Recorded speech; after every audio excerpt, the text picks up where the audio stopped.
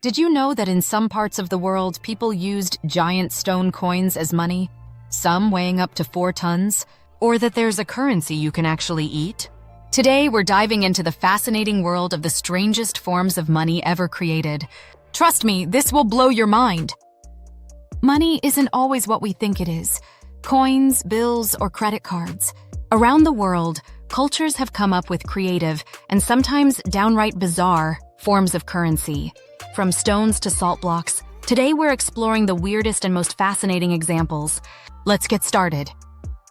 But why do these unusual currencies exist in the first place? And how do we even begin to understand their value? The challenge is that we often think of money in the way we know it, something you carry in your pocket or transfer online.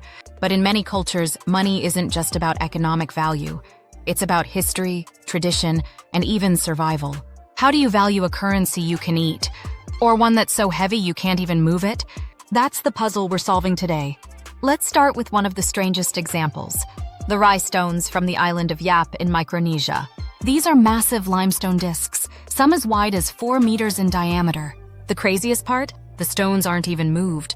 Ownership is transferred verbally. Imagine buying a house and just saying, "Okay, that giant stone in the village square is now mine." It's a system built entirely on trust and community. Next up, we have salt money in Ethiopia. For centuries, salt blocks were cut into portable pieces and used as currency, especially in regions where salt was a precious commodity.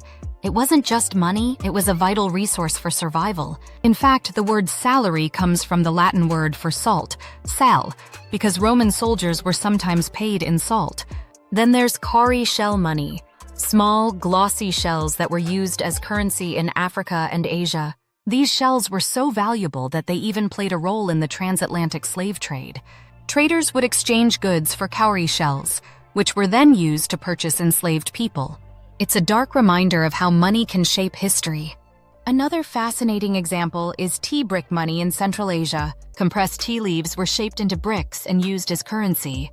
Not only could you buy goods with them, but you could also brew them into tea when you needed a drink. Talk about multitasking. Finally, let's talk about feather money from the Solomon Islands.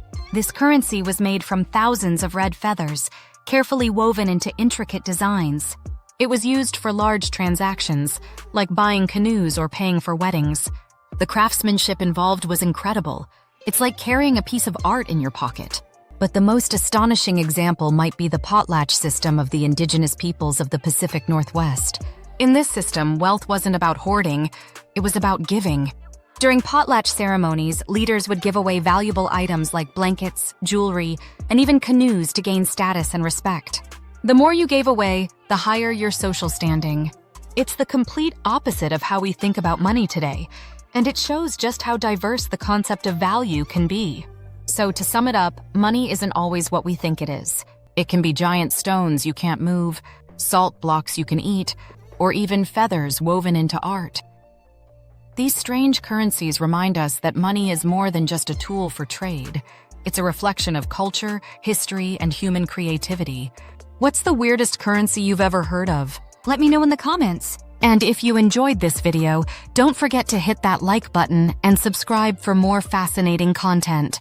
See you next time!